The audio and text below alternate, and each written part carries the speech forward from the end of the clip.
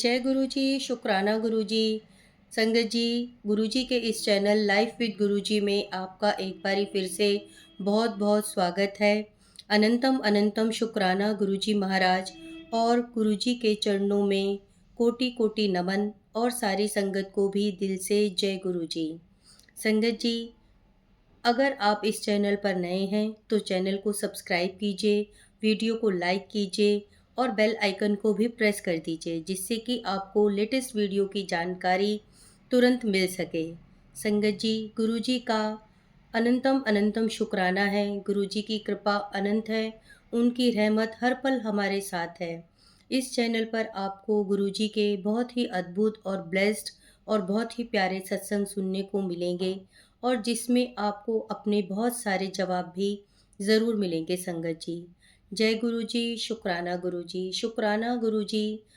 हर पल हमारा साथ देने के लिए, हर एक बात के लिए शुक्राना, हर एक चीज़ के लिए शुक्राना। आज तक आपने हमें जो कुछ दिया उसके लिए आपका बहुत बहुत शुक्राना और जो नहीं दिया उसके लिए भी बहुत बहुत शुक्राना गुरु जी। और जो देकर वापस ले लिया उसके लिए सब्र बख्शना गुरु जी। शायद वो हमारे लिए सही नहीं था, इसीलिए आपने वो हमें नहीं दिया।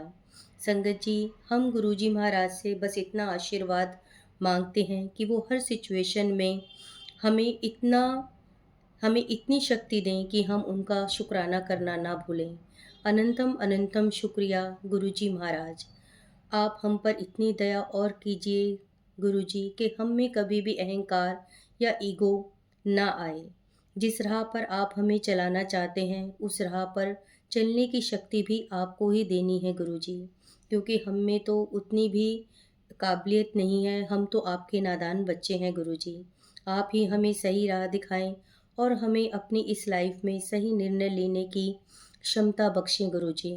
संगत जी, हम बहुत भाग्यशाली हैं कि हमें अपने गुरुजी के सत्संग सुनाने और सुनने को मिल रहे हैं, क्योंकि इससे हमें गुरुजी महाराज की बहुत बहुत ब्लेसिंग्स मिलती हैं। संगत जी, जैसा कि गुरुजी महाराज हमेशा कहते थे कि मेरी ब्लेसिंग्स देने के तरीके बहुत अनोखे हैं, जो कि दोनों तरफ से चलते हैं। जो संगत सत्संग को सुनाता है उसको भी ब्लेसिंग्स मिलती है और जो सुनता है उसको भी बहुत ब्लेसिंग्स मिलती है। इसलिए संगत जी, आपको हमेशा जो भी आप सत्संग सुने उसको पूरा सुने, दिल से सुने, क्योंकि ना जाने आपके लिए उस सत्संग में कहाँ पर गुरु जी ने ब्लेसिंग्स रखी हैं।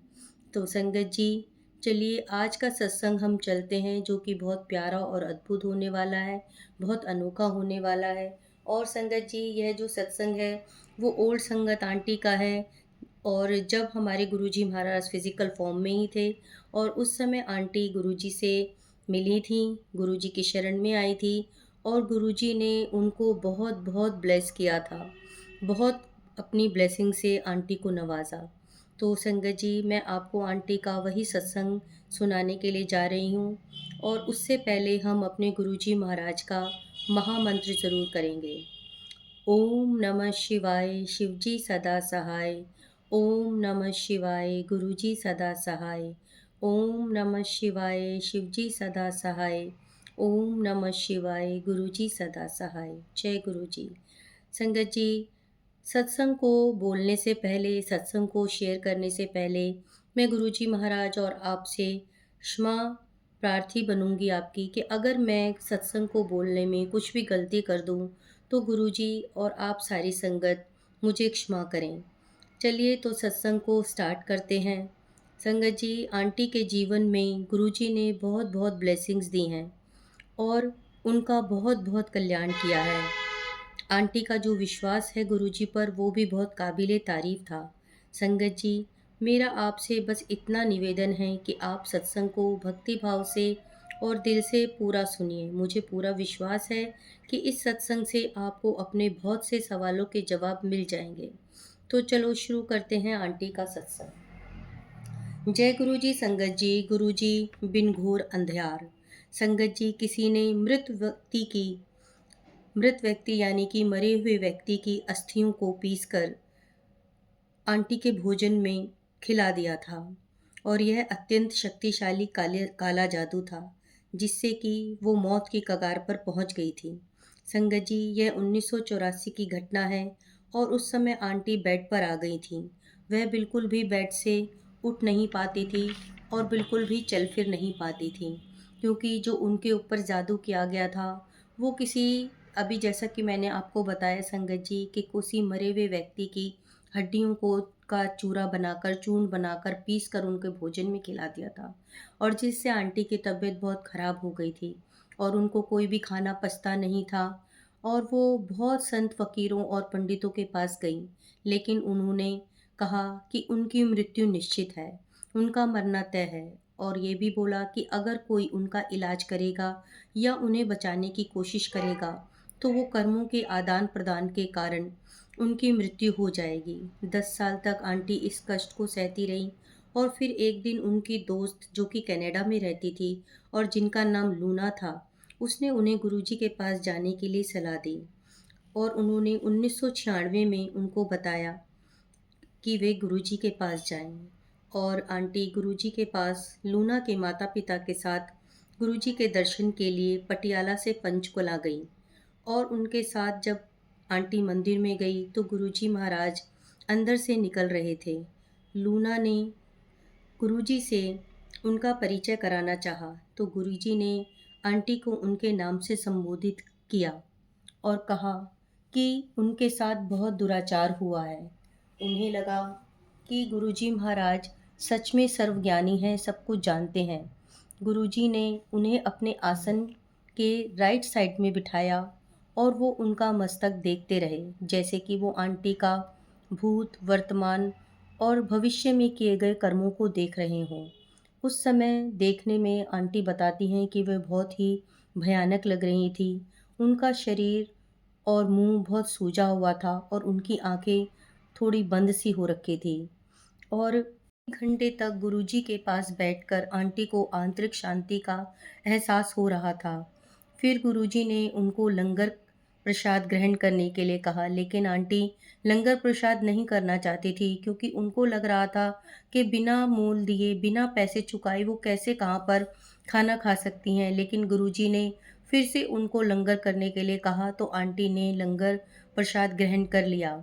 उसके बाद फिर से गुरुजी ने उनको अपने बाईं तरफ बिठाया और उस हाथ को दबाने और मालिश करने के लिए कहा।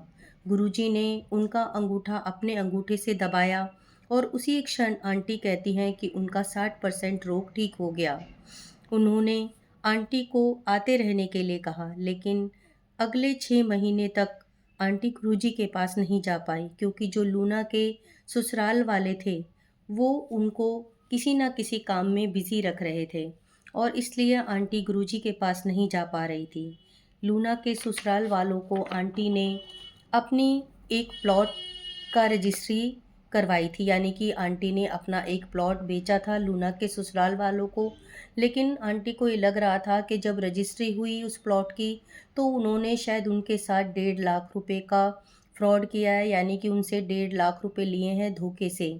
और जब 6 महीने बाद आंटी गुरुजी के पास गई तो गुरुजी ने उनको देखते ही कहा कि तेरे साथ 1.5 लाख रुपए का धोखा हुआ है। एक बार फिर से आंटी को विश्वास हो गया कि गुरुजी जो हैं वो सर्वज्ञानी हैं, ईश्वर हैं, भगवान हैं।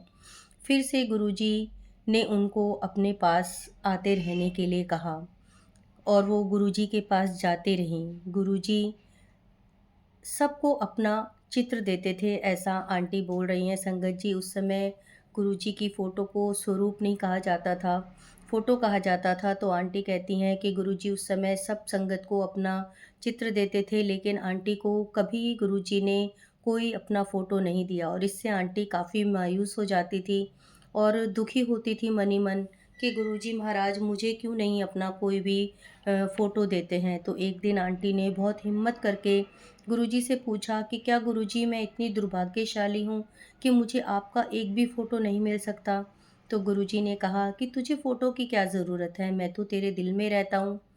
और फिर उन्होंने मुझे एक छोटा-सा चित्र दे दिया और आंटी ने उस समय सोचा कि दिल में तो भगवान रहते हैं, तो यानी कि हमारे गुरुजी महाराज जो हैं, वो भगवान हैं।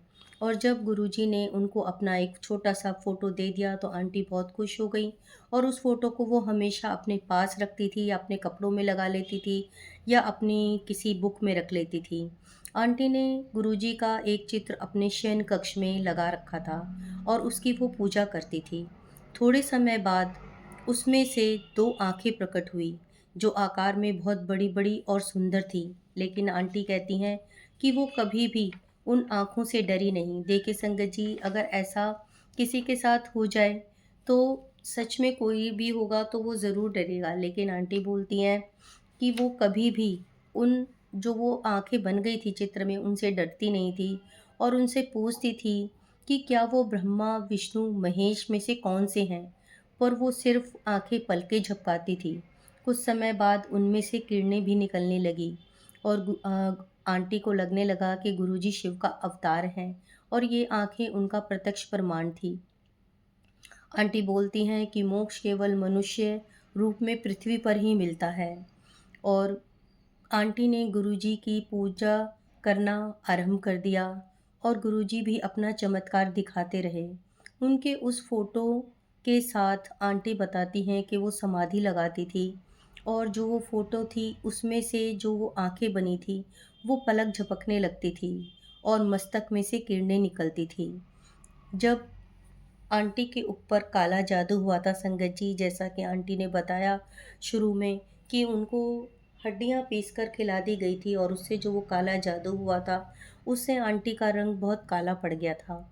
और 2 साल तक गुरुजी के पास जाने के बाद एक दिन जब आंटी गुरुजी के पास बैठी हुई थी और गुरुजी ने आंटी के रंग पर टिप्पणी की कि वो काली हैं, तो आंटी ने उत्तर दिया कि अगर ईश्वर ने मुझे ऐसा रंग दिया है तो मैं क्या कर सकती हूँ। तो गुरुजी ने कहा कि अगर ईश्वर ने ऐसा रंग दिया है तो हम इसे साफ कर देंगे। फिर उन्होंने आंटी को चाय प्रसाद पिलाया और धीरे धीरे गुरुजी के आशीर्वाद से आंटी का रंग साफ होने लगा। एक दिन गुरुजी ने आंटी को अपने पास बिठाया और कहा कि जो तू इंग्लैंड से रंग साफ करने वाली बहुत महंगी महंगी क्रीमें लाई है, वो मेरे पास लेकर आ। और आंटी ने बोला कि अभी तो गुरुजी बहुत रात हो गई है और अभी मैं जाऊंगी तो मेरे लिए सही नहीं है, क्योंकि जो मेरे बिल्डिंग में लोग हैं उनको भी असुविधा होगी और मैं रास्ते में कैसे आऊँगी। लेकिन गुरुजी ने कहा कि कुछ नहीं होगा, मैं तेरे साथ हूँ, तू अभी जाकर क्रीमें लेकर आ। और आंटी फिर उसी समय रात को ही जाकर अपने घर से सारी जितनी भी वो इंग्लैंड से महंगी महंगी क्रीमें लाई थी, गुरुजी के पास ले आई। और गुरुजी ने बोला कि ये सारी क्रीमें तू मेरी चरणों में लगा। और आंटी गुरुजी के चरणों में वो क्रीम लगाने लगी। तो वहीं पे पास में जो एक संगत आंटी बैठी थी, गुरुजी ने कहा कि देख, इसका दिल कितना बड़ा है, ये सारी महंगी महंगी क्रीमें मेरे लिए उठा लाई।